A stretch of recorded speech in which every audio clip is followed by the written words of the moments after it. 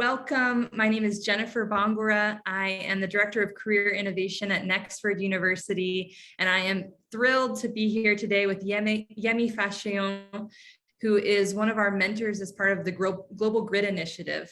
And Yemi, I'm sure you saw it in the registration page, but he's an author, a business leader with over 30 years in multi-sector, multi-function experience. So he works with clients as a chief talent officer to drive talent and business transformation agendas. And he's here today to talk with us about leading with emotional intelligence. And again, I'm sure if you saw on the registration page what he's going to be covering, it obviously resonated with you. I know I'm super excited. I'm just going to do a few housekeeping rules. First, if you have questions, and I know you'll have them, look at the bottom of your screen, you'll see a Q&A box. Please put any questions in there. You can see we have so many attendees, it's going to be too hard to keep an eye on the chat. So if you have a question for Yemi and you want us to answer it at the end of the webinar, please put it in the Q&A and we'll be sure to cover it there. A sound check, if everyone's hopefully you're able to hear me. Raymond, if you want to check your speakers. Second, so we're gonna have time for Q&A. You will be getting a badge at the end of this session, so that will be coming within 24 hours, in addition to a copy of the deck that Yemi will be using. And if you have need any support, you can email help@nexford.org to get that. Thank you to everyone who's sharing in the chat where you're joining from. We want this to be an interactive, engaging session. So again, my name is Jennifer Bangoura. Leave those questions in the Q&A, and without further ado, I'm going to turn it over to our mentor, Yemi. Thank you. Thank you, Jennifer, and good morning, good afternoon, good evening, everyone, wherever you're listening or watching us from. Thank you for joining. We don't take your 1-hour investment in this program for granted at all. We really appreciate the fact that you're joining the conversations. All right, so it's really about great workplaces for me in terms of the context for this conversation. How do we get more organizations to be less toxic? And one of the ways we can do that is to have leaders who will be leading with a good dose of emotional intelligence. And that's what I'm going to be talking about. So if you just give me about 2 seconds, I'll try and share my screen and then we'll roll straight into it. Okay. So please confirm that you can see my screen. Looks great. You can confirm? Yes, confirm. Mm-hmm. Thank you. Thank you very much, Jennifer. Okay, so let's go straight into it. Leading with emotional intelligence. And it's going to follow this kind of format. We're going to be looking at the background, which I already gave, the reason for the conversations. Let's have great workplaces globally. And this is not just about a continent or about a country. We're looking at the global village. Let's have great workplaces, more great workplaces. But we'll start with emotional intelligence itself, because you can't give what you don't have. So we'll try and lay some ground rules around emotional intelligence, what it is and what it is not. And then we'll go to what I consider as 5 major characteristics of very emotionally intelligent people. I will just also consider, when are you high on emotional intelligence and when are you low on emotional intelligence? There are some behaviors that will be obvious to people around you. And if you're self-aware, which is part of what we're going to be talking about, those features or characteristics or behaviors will also be very, very obvious to you. But then we'll look at the intersection between emotional intelligence and leadership. Where are they meeting? Where are we leading with just the heart? Why we should also consider when we are leading with just the heart. It's an intersection of the head and the heart. We'll look at the outcomes of emotional leadership. What do we see in workplaces? What are the outcomes within the team, within the unit, within the functions, and within the organization? What are we likely to see? I'll call you to do a self-diagnosis, give my final thoughts, and then we'll take the Q&A right after that. So let's go into it.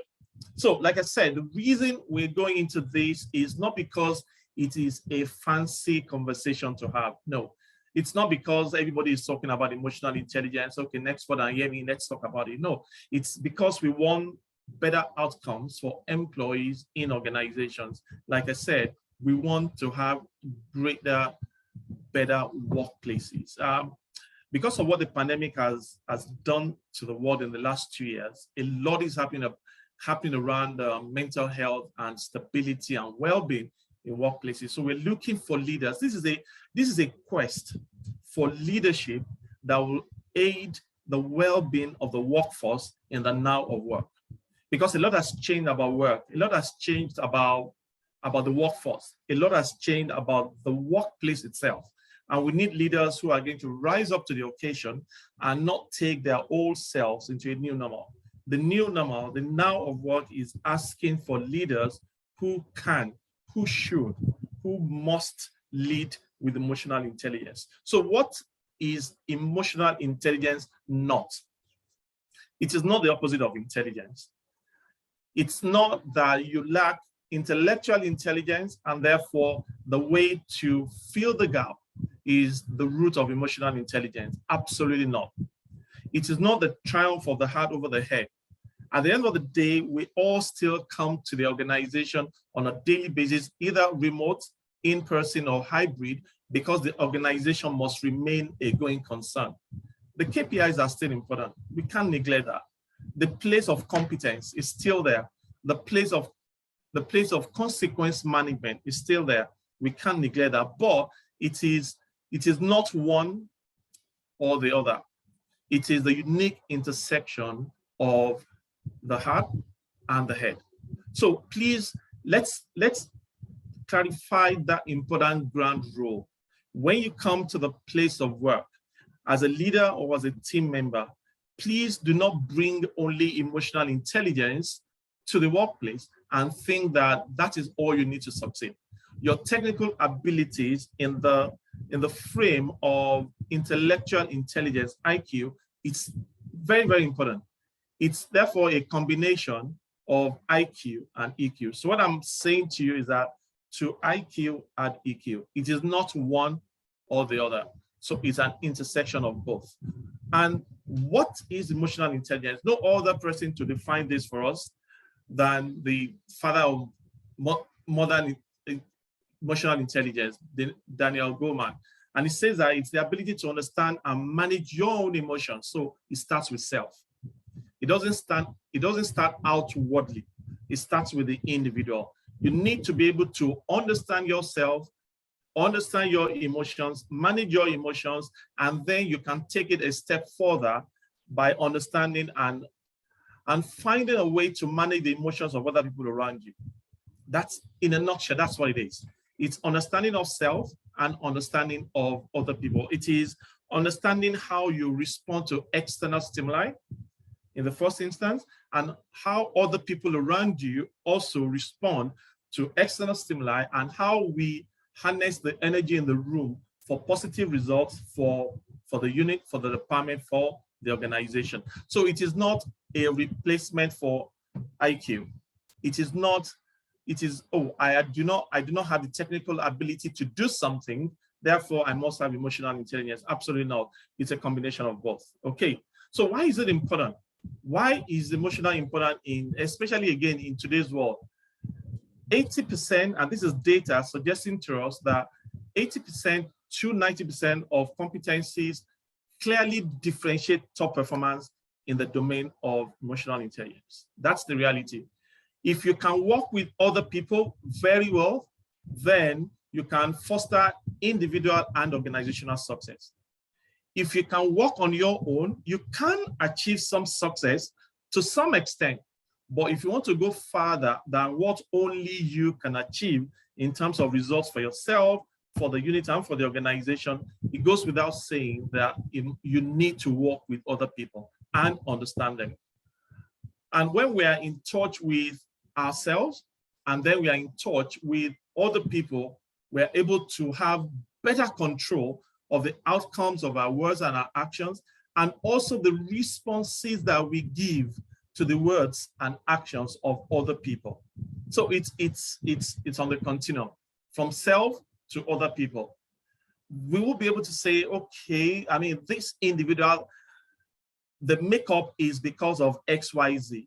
I am not going to change that. However, what I can control, what I have absolute control over, is how I respond to such either emotional outburst, positive, negative, and also how I am able to find the best balance for myself and for other people. So it's important. If you want to go far, I mean, an African proverb, I think, says, if you want to go far, you can go alone. But if you want to go farther, then you've got to go with other people. And that is the reason why emotional intelligence is extremely important. Okay, so moving on. 3, and this is by no means exhaustive, but 3, what I consider as 3, the tripod of emotional intelligence is starting from self, right? You need to understand who you are. There must be self-reflection. What am I about? What is my makeup? What triggers me? What makes me happy? What brings out the aggression in me? Who am I? And this is the space that I call the point of a personal conference with yourself. You know, the kind of conference that you are the only audience. And you say to yourself, who am I? What am I? What am I about? So it's number 1, self-reflection. Number 2 is self-soothing. And I've said this before, that find a way to validate yourself rather than looking for external validation. I'll say that again. Always find a way to validate yourself rather than looking for external validation. And I've found out that those who constantly are looking for external validation, they're not emotionally intelligent because they're not in tune with themselves. First, validate yourself. Validate yourself, and once you are at the point where you are fully self-validated, it goes without saying, it's a matter of course, external validation will only be supplementary or complementary to your self-soothing mode of operation. But if you're constantly looking for other people to validate you, to give you joy, to give you happiness, looking for things outside of you, then you've not really, you've not really understood who you are and the things that should trigger your fancies. So please, it's self-reflection, understanding yourself, self-soothing in terms of validating yourself, and of course, empathy. And empathy is when we now start looking at third parties. You are relating, because self-reflection and self-soothing, those are empathy towards self. But you now take it a step further by being empathetic towards other people. Remember, we said that if you want to achieve better results, then you've got to work with people. You need to make a conscious effort, deliberately and intentionally, to understand where people are coming from, and therefore show empathy from time to time. People will be able to relate, connect with you more if they see that you understand them and where they're coming from. Moving on quickly. So things that I will be looking out for instance, if I am in a room and searching for an emotionally intelligent individual, I'll be looking for change agents, individuals who are not afraid of risks. They will take risks. Taking risks does not mean that we've mitigated all possible variables. But the point is, we have tried, but we will take a risk. 2 possible outcomes: we succeed or we fail. If we succeed, we move on. If we fail, we learn and we move on as well. But we're looking for change agents. We're looking in the domain of emotionally intelligent people. We're looking for individuals who will not allow their identified weaknesses hold them down. The areas of improvement will be there, but they are not an obstacle to progressing. But from a self-awareness perspective, I know the things that I need to work on, but it's not going to hold me back. There are individuals who know exactly how they feel. So if Jennifer asks me, Amy, how are you doing today? I'm not sure, I'm just feeling somehow. No, emotionally intelligent people will tell you, I am sad because of XYZ. I am burnt out because of pressure at work. They will be direct and know exactly what is wrong with them. We're looking for individuals, like I said, who are empathetic. They can relate with others. They can't relate with only words, but they can also relate with feelings. And that's one major domain of emotional intelligence. Relating with your feelings and also being able to relate with the feelings of other people is being emotionally intelligent. I'll be looking for individuals who are balanced. They know how to maintain balance and practice self-care.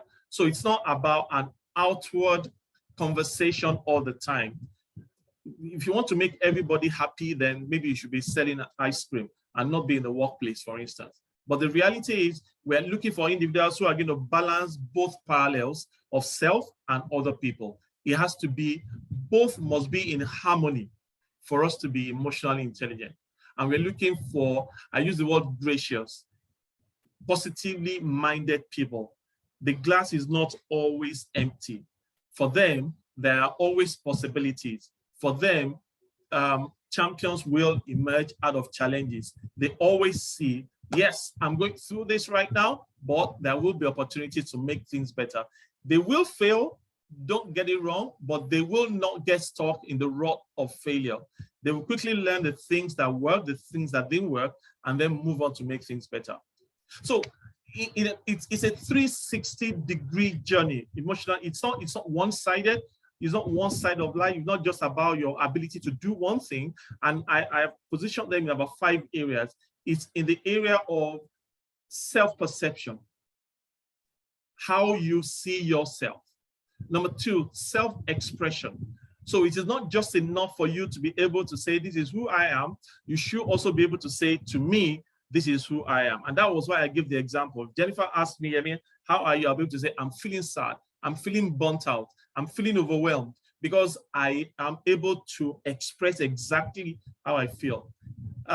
Individuals who have great interpersonal skills. At this point, this is where I say, people ask a lot, what does it really mean to have great interpersonal skills? And this is my summary of it. Every time you have an interaction with people, leave value behind. Leave them asking for more. Leave them waiting to have further interaction with you, right? Don't be in the point or at the point where you've spent 15 minutes only and people are saying, when is he leaving? When is she leaving? But be at the point where you spend 5 minutes and people say, I can't wait to be within the circle or in an environment where the individual is again. And this is because you exude positive energy. People are drawn to you, not only because of the things you say, but also because of your body language. Your interpersonal skills are great. Spend 5 minutes, spend 15 minutes, spend 15 hours, but just have an attitude that draws other people to you. It's in the area of decision making. Remember, I said that we will not always succeed as emotionally intelligent people. At times we will fail. In fact, life doesn't give everyone an opportunity to succeed always. At times we will win, get 3 points like Arsenal.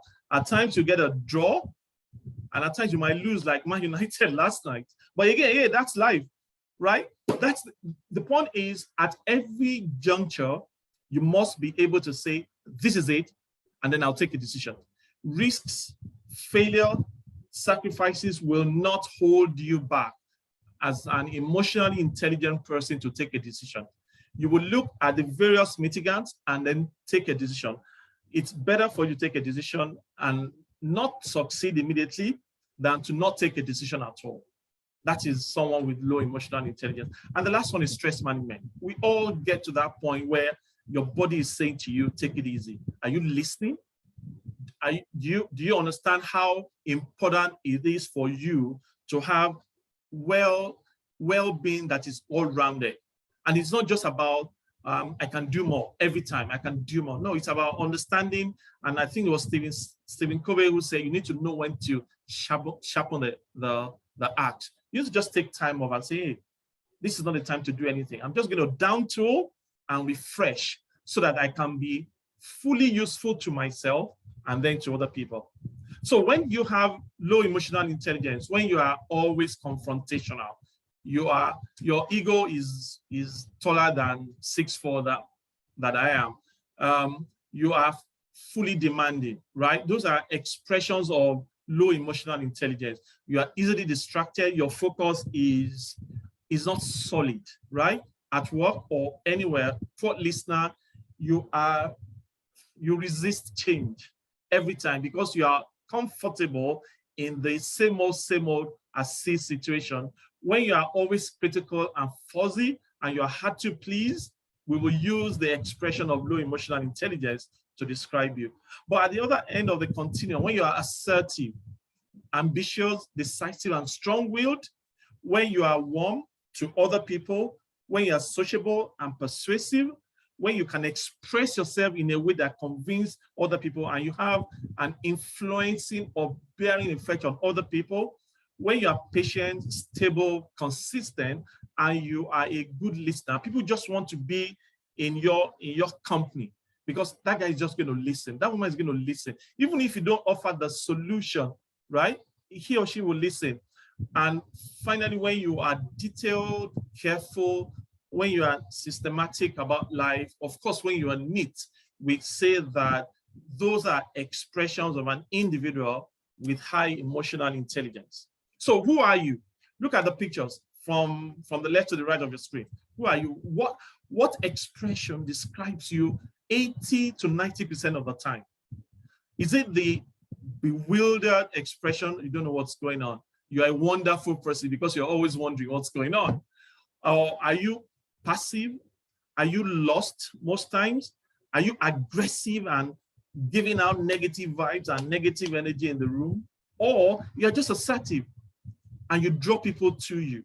So look at the pictures and think for a second about yourself. Who are you from an emotional intelligence perspective, right? The lady at the center is who or where we should be.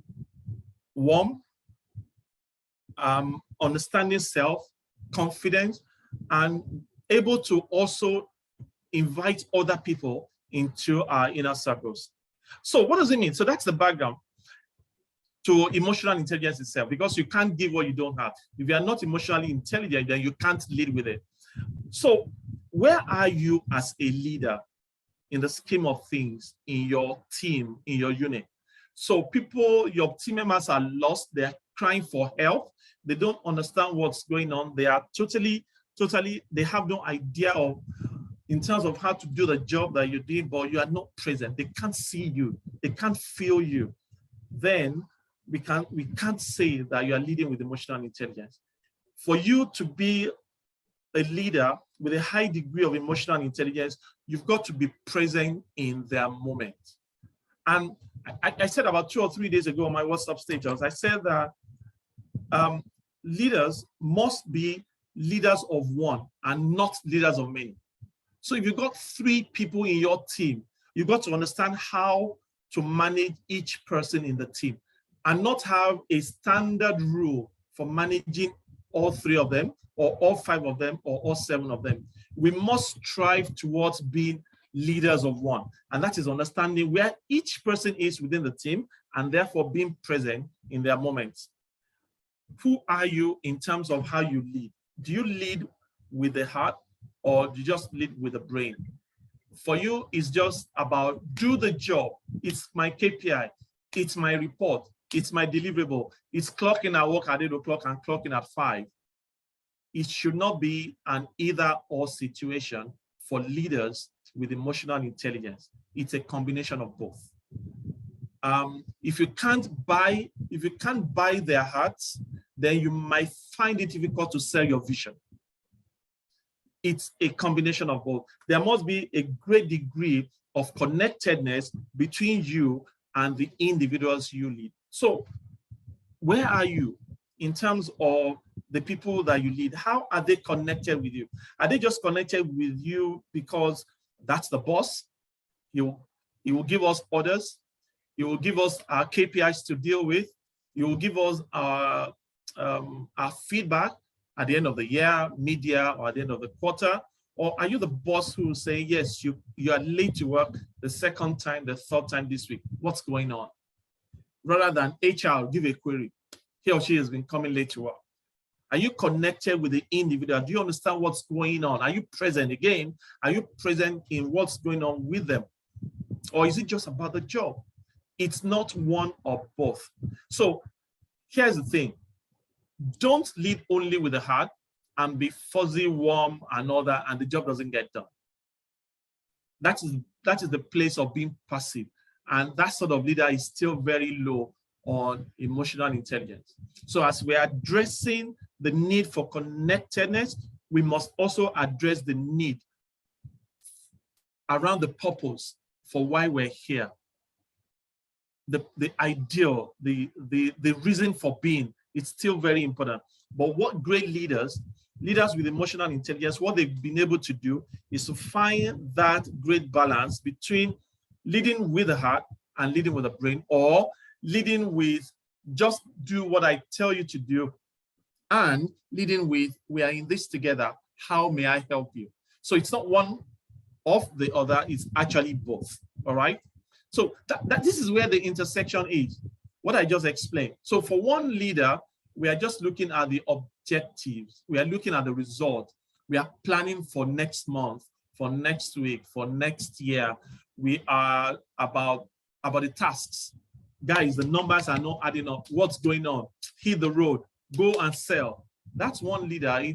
For the leader, it's just about doing. I want to see activities that will lead to results, right? And that's a thought manager, a manager who's leading by basically with the brain, because the connection with the individual, the connection of the leader to the organization is about the job. And the connection of that leader with team members is also about the job. So it's about doing. It's about what must be done to achieve the numbers. But leaders with emotional intelligence will go a bit further. They will go below the line. Above the line is extremely important. Like I have said, we cannot ignore it. But great leaders with emotional intelligence will go below the line. Not just about doing, but also about being. Who am I to you as a leader? Can I sell the vision? Have you bought into me as an individual so that I can then sell the vision of the organization to you, or the unit, or the department? They are empathetic. They are a source of motivation and inspiration. They will listen. They will concentrate on values of the organization and realize that values are not the things that we write on the walls of the organization or on the website, but they are the things that the leader role models on a daily basis. That is a place of leading with emotional intelligence. So you are emotion leader when you are at the point of listening, when you are at the point of design thinking. I do not have all the answers. We are a team. Can we co-create the solutions, right? I know that I have said that the job of a team member is to make the boss shine. I have said this before. And what great leaders also do is that they don't ever forget to give credit back to the team. Those are the elements of great or high emotional intelligence that we find in a leader, right? While on one side we are saying make your boss shine by helping him with the doing, with the planning, with the numbers, with the objectives, with the results and all that. Also, because the boss, the leader, is not connected with us at an emotional level and is selling the vision, is motivating us, giving us meaning and purpose. It's not just about the salary. Reflecting on self and reflecting on us shows empathy and role models the values. We will find great leaders who, after all that is said and done, will always give credit back to the team. And what happens? It becomes a win-win situation. We are working for you to make sure you get the numbers, right? And you are working with us to make sure that we are emotionally balanced by being the right sort of leader. Then at that intersection, it can only be a win-win situation. So what kind of leader are you? Are you a doing leader or are you a being leader? So I begin to ramp down by saying that if we have more leaders with emotional leadership in organizations, you are likely to see, like I said, reduced toxicity in workplaces. And 6 things that are likely to be evident within a team where there is a leader with a high emotional intelligence. Reduced staff turnover. We are all aware of what's going on. Read the Great Resignation era right now. And maybe years ago, we will have said it's about the remuneration. People want more money. But I think in the last couple of years, the quest for money as reason for being or reason for engagement has gone to maybe number 5 or number 6 right now. Top on the list is employee-employer relationship, leader-teammate relationship. So once there is a connection and we have an emotion leader, right? Not an emotional leader, an emotion leader at the helm of affairs, you are likely to see reduced staff turnover because everybody wants to work with such a leader. As a matter of fact, what you will find is other people in other departments and other units of the organization might be struggling to come into that particular team because everybody wants to work with that leader. Such leaders are the individuals who help to bring the best out of people. And let's not kid ourselves. In today's world, they are in short supply. And that's the reason, one of the reasons for this conversation. Leaders with emotional intelligence are in short supply. And if you find yourself within that space, therefore, you will find that people are glued to you. Even if they want to leave to another organization for whatever reason, you'll be the first to know. You definitely will be the first to know.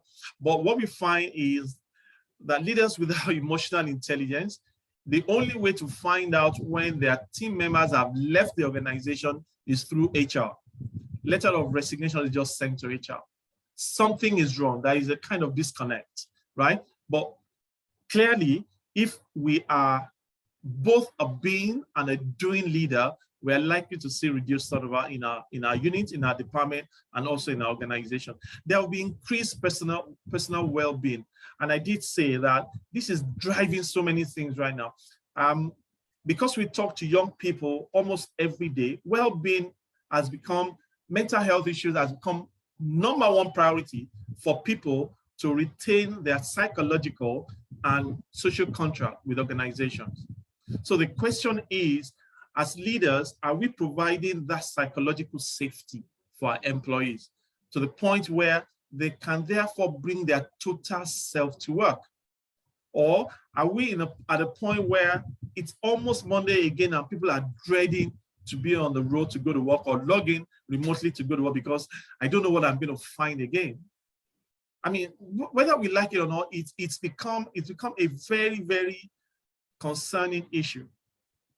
Right now, people are going to extreme ends of depression because they're not finding that joy or well-being where they were. But if you want to have increased personal well-being within the team, please lead with emotional intelligence. Connect more with the people you lead. Increase leadership ability. And you know, great leaders don't build followers. Great leaders build other leaders.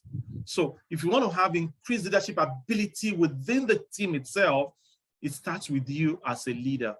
Your level of emotional intelligence on a daily basis, dealing with the issues that are coming out of work and things within the scope of work and things without the scope of work, the ability to deal with them with emotional intelligence will speak to how much of leadership ability we groom within the team.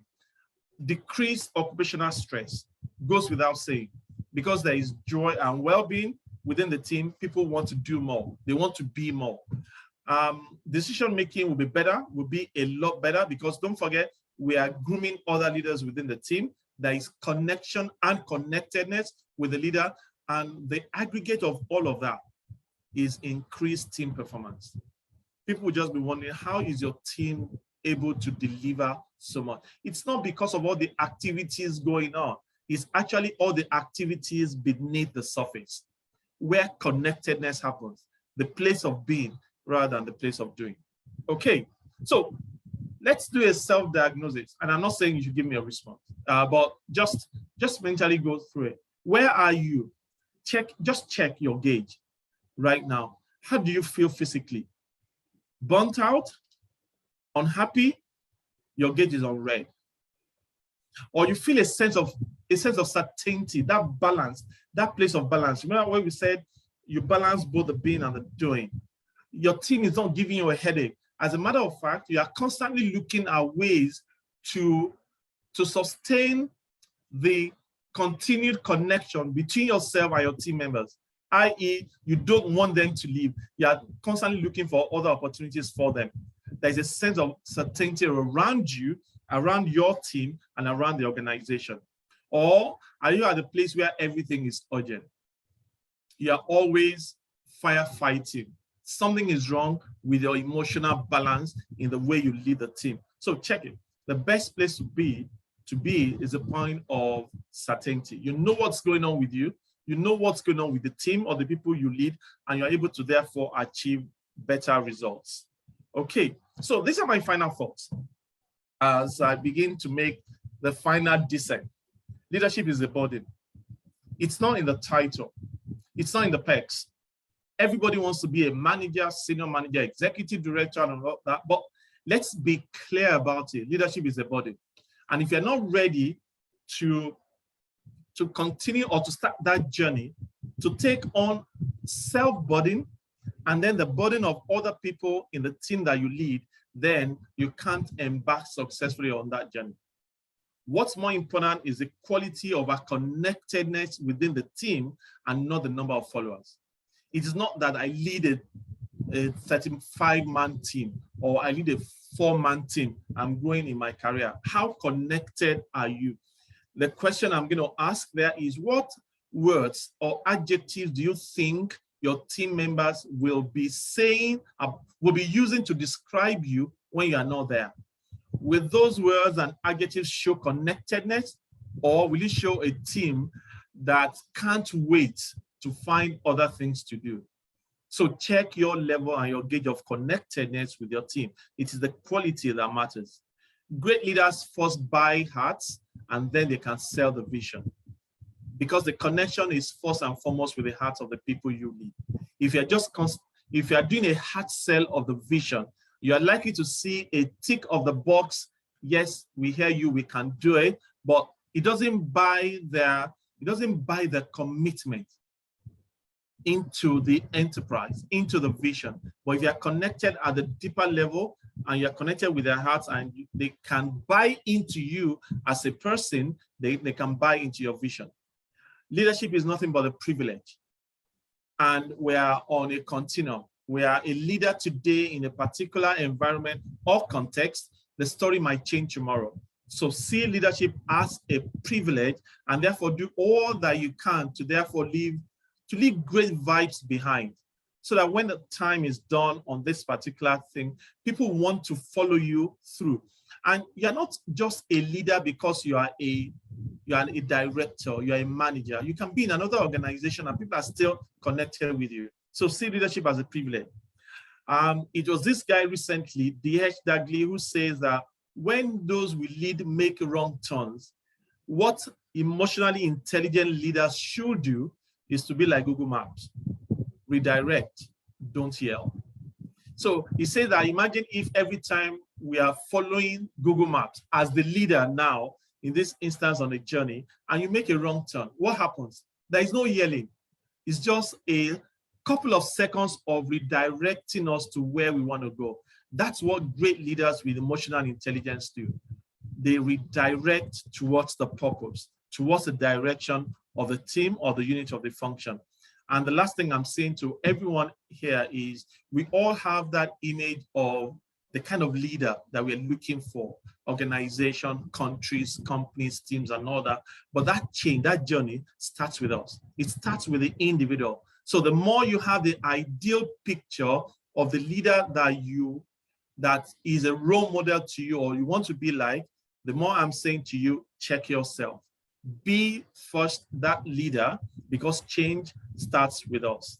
So this disclaimer is to say that some of the pictures I've used in this presentation, they are not mine.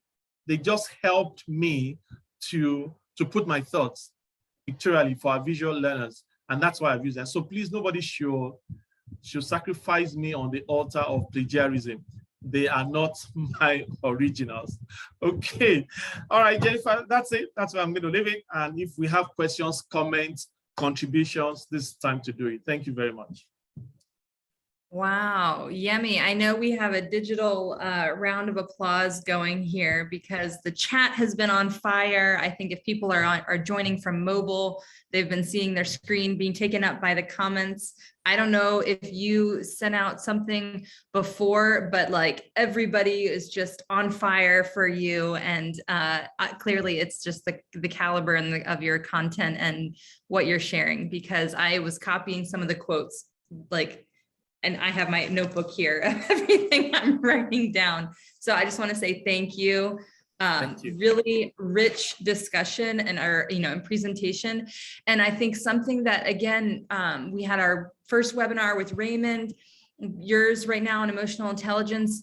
We're going to be having one in a couple of weeks with Cybele.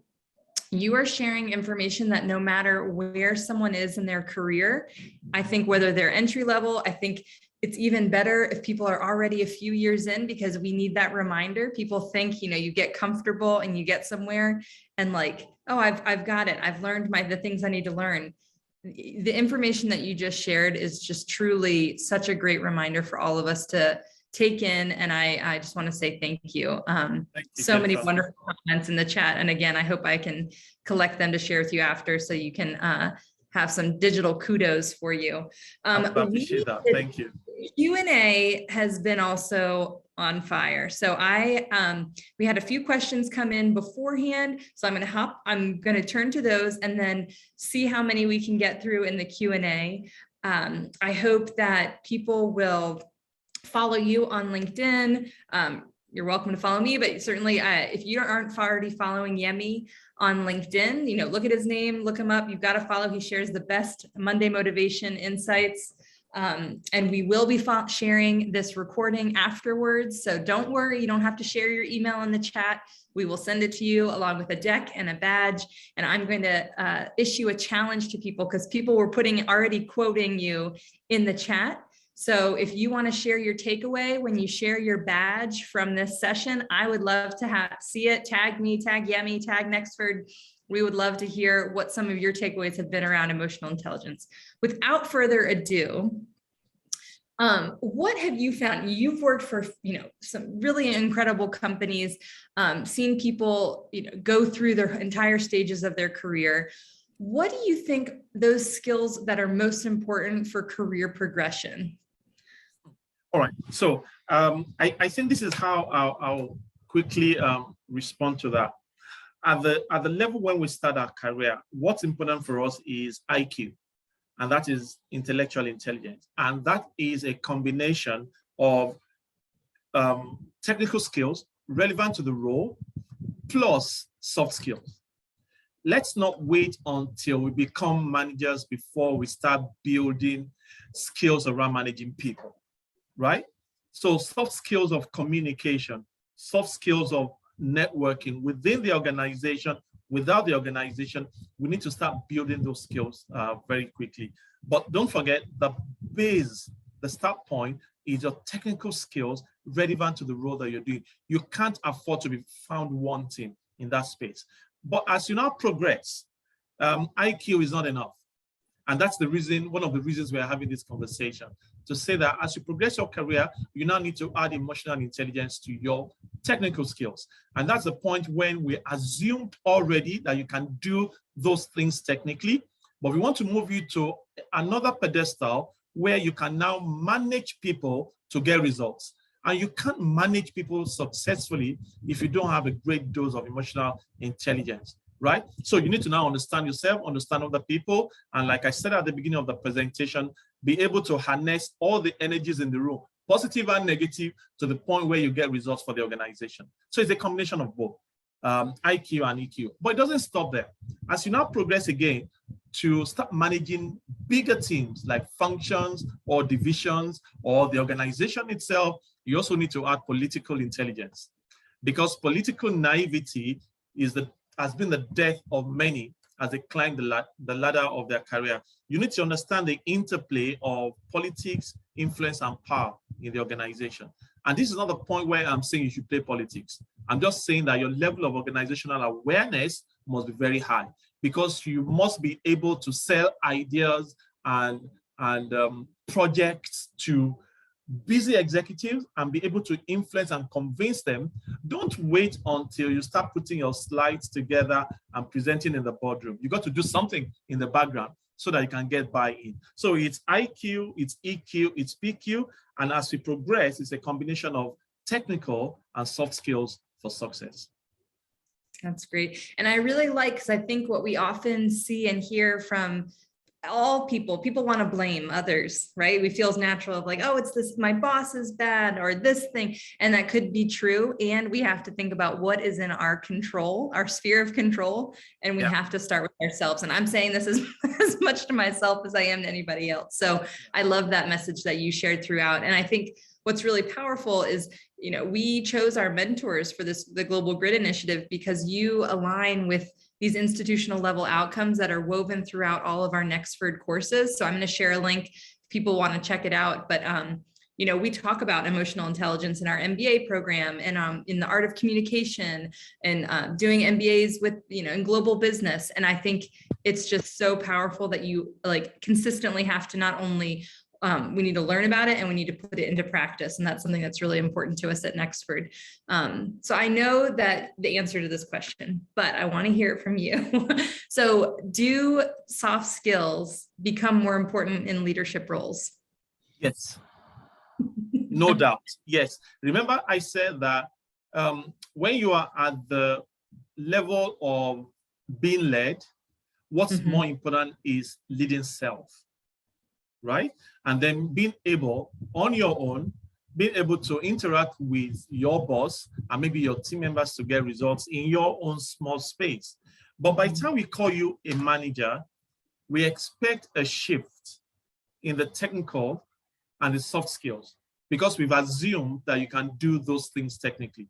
So your ability to manage people will be about 60 or 70%. And then your technical abilities will be about 30%. That is a shift. So yes, I totally believe that whilst we're not saying that you should be technically incompetent, what I'm saying is that your soft skills will give you more success as you climb the ladder. Right. No, so it's absolutely a both and. That's great. And so how valuable is an MBA when it comes to learning those soft skills? Well, I mean, at the MBA school, I did mine a long time ago. I mean, Nexford was not around. That was about 2 decades plus ago. I probably would have done with Nexford. But the point is, honestly, I can't remember that I was taught anything technical at the MBA school. It's actually just preparing you for the world of work and from a leadership perspective. Honestly, and it's an all-round thing. So it touches every area: operations management, it touches human resources, it touches accounting. I mean, I struggle with that, I must say. Management, accounting, and it's again a 360 view, so that we are getting individuals ready who will start leading teams, leading departments, and leading the organization. So it is clearly a route to becoming great leaders in organizations. It's something I would recommend for leaders who have not been made ready for leadership positions, but they found themselves there, or would be leaders, individuals who are getting themselves ready for the leadership positions. No, that's great. I mean, and this is the lifelong learning that you're talking about that we're all going through of we can't stagnate and have that one job and not expect to need to continue to grow. And you, I think, talked about sharpening your axe and like finding that education is really that way that we can continue to like monitor ourselves within the, you know, broader like ecosystem. And so I love that. So we like the Q&A. Wow, we have so many questions here. I'm trying to see where we can start. So let's see, we can go ahead and start with, let's see, how about, this is interesting from Paul. He says, are we managing emotions or managing how we react to our emotions? We're managing both. We're managing both. So from a self perspective, we're managing our emotions and how we respond, like I said, to external stimuli, the things that trigger us, right? And then from the other perspective of third parties, we are managing how we respond to their emotions. So it's both understanding yourself, your emotional balance or imbalance, and continually work on it so that you can be the best, and your expression is at the center, not assertive, not passive, but not aggressive, not passive, but always assertive. Now you've got to be able to understand your emotions and manage your emotions and also respond to other people's emotions. So it's a combination of both. Depends on where you're looking at it from.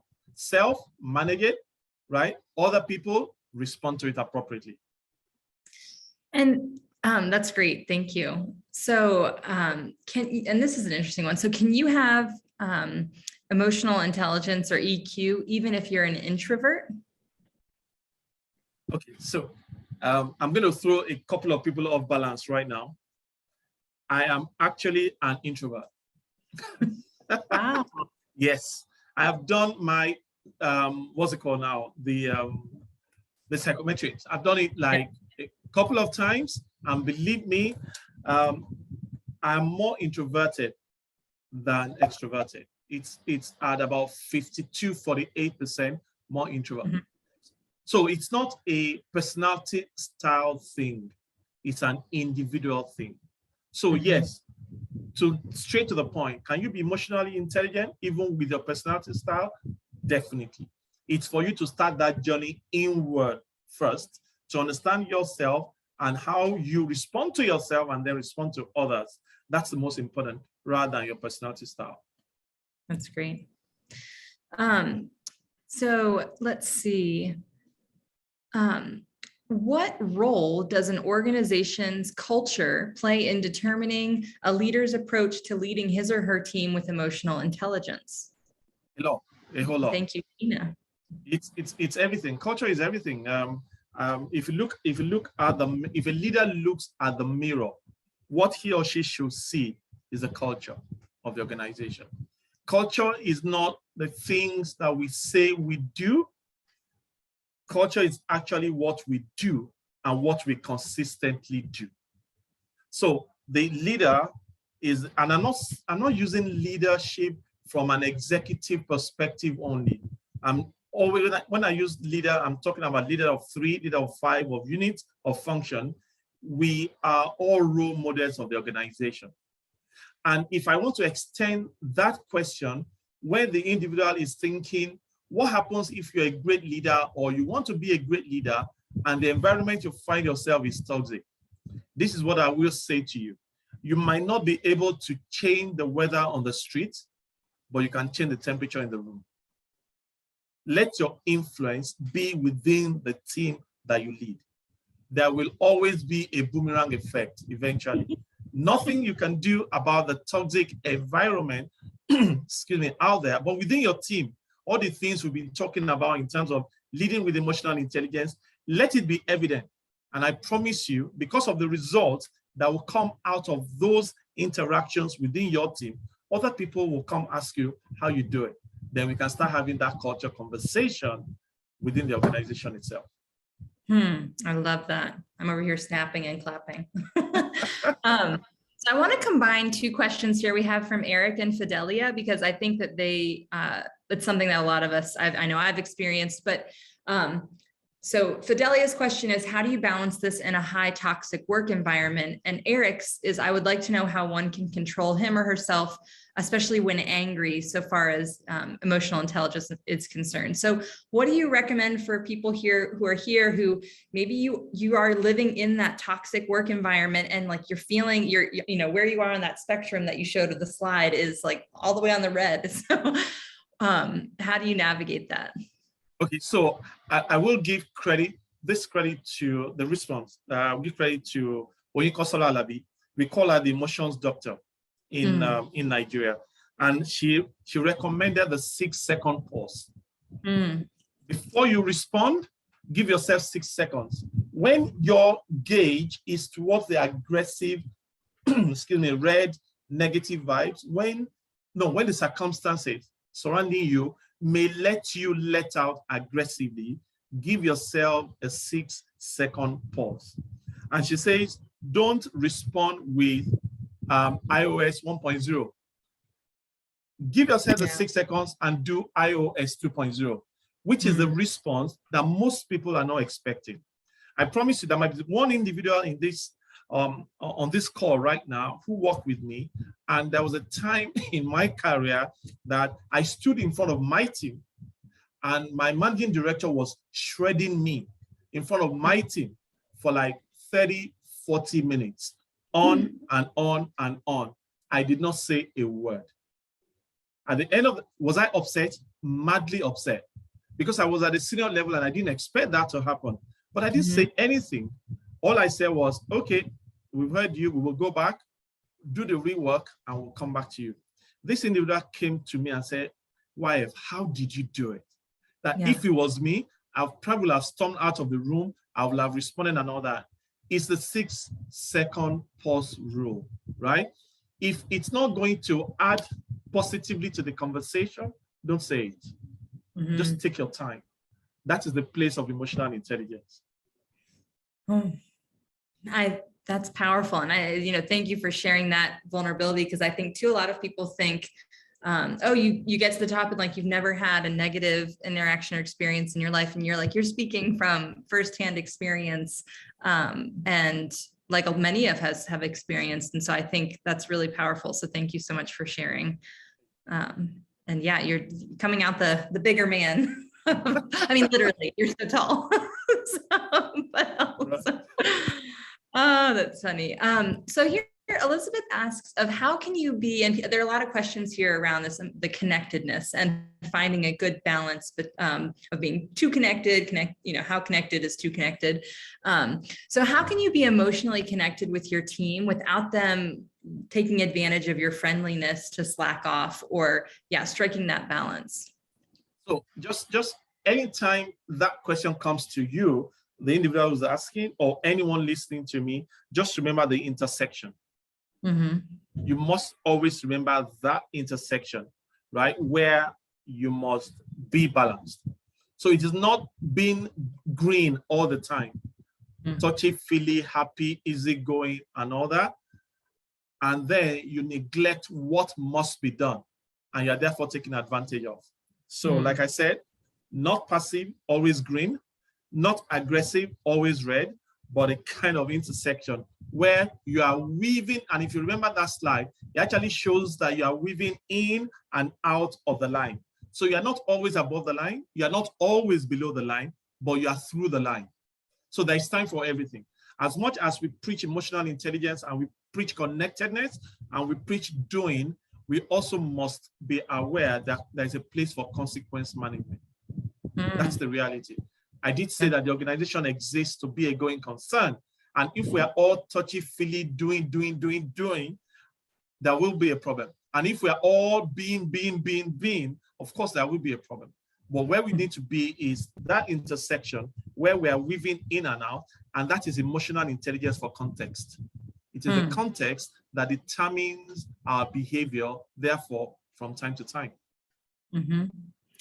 That's really powerful. I'm wondering too, so I had a question come in, Isaac asked around how do you manage a staff with low self-esteem? And I think too, the flip side of this is leaders, and I'm sure we have many of them on our call who, if they're dealing with imposter syndrome or feeling like they aren't where, anywho, how do you manage that and navigate that? Remember that I said that what great leaders do is to build other leaders. So also the time you give to, I also said that you have to be a leader of one. So the time that you give to individuals within the team will differ based on their needs. Work with them. They're not going to change overnight, individuals who with low self-esteem and all that. But if you are a true role model within the team and you are not passive or aggressive, you have charisma, you've got competence, you've got character, they want to be like you. That's the reality. So the more you role model the values you want to see, the more others consciously and unconsciously want to be like you. Quick example, I worked with a boss at some point in my career who had a little limp, the way he walks. But because I had great respect for him, I totally wanted to be like him. I was walking like him. I just had to check myself and, hey, Yemi, what's going on here? You're already walking like this guy. That's because I had great respect for him. He connected with me as an individual, and I saw him as a role model.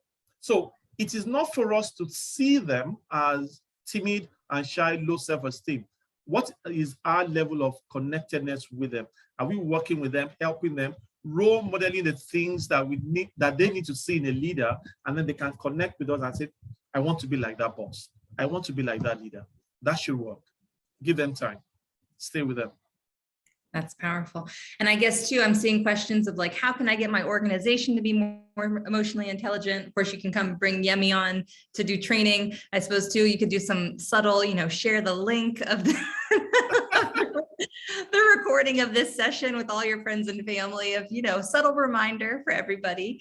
This is wonderful. So Yemi, I want to respect your time. Do you have time for another question? Yeah, sure. Let's go. Let's do one more. All right. So, let's see, where do we have it? This great one. How this is a thing too. Let's see. I'm sorry. Judith is asking about how you can cope in a toxic work environment, especially when you have limited options to leave. Okay, so emotionally intelligent people will not say that they have limited options to leave. Mm. You've got options. To life itself, there are options, or there is an option. So emotionally intelligent people will not say that there are no options. And I hear that a lot. People say there are no options, and therefore they keep up with a lot of toxicity, right? Start with self. Get yourself ready for the market. What's the market asking for? If you have built yourself and you've developed yourself to the point where the market is looking for the skills that you have, then we can't say that there are limited options. So what do? Make sure that you respond not in like manner to a toxic environment. Be different. Respond differently. However, make a plan to exit. I always say that. The organization might not change because of you. We can put all the leaders of the organization in a room and take them through emotional intelligence. They may not change. You've got yourself, you owe yourself a duty of care or care of duty or both, whichever comes first, to say that this is not going to change and I can't continue to suffer mental degradation because of toxicity. Therefore, make a plan to exit. I'm not saying leave your job, resign, hop and go. No, I'm saying make a plan. There are always options out there. If we look hard enough, you see someone who's looking for your skills. Yemi, this has been a true delight. I know that everyone is wondering, yes, you are going to get the recording. Don't worry, it's coming. You're going to get your badge.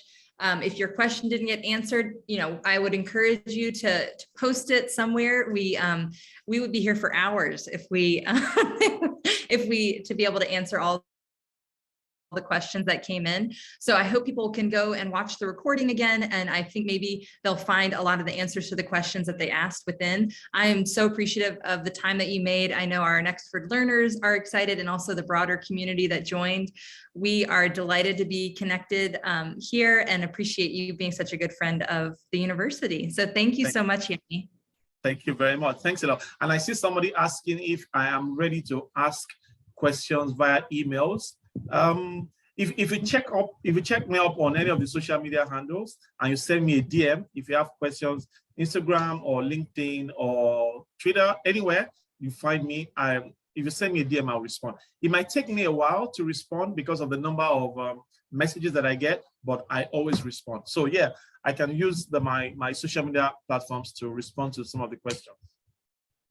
And I'll just say too, from my personal experience, honestly, following your LinkedIn posts and all of the mentors and through the global grid, you share such relevant and interesting content. So I would encourage people, pay attention to the information being shared out there so that you can pick up really great pieces of insight.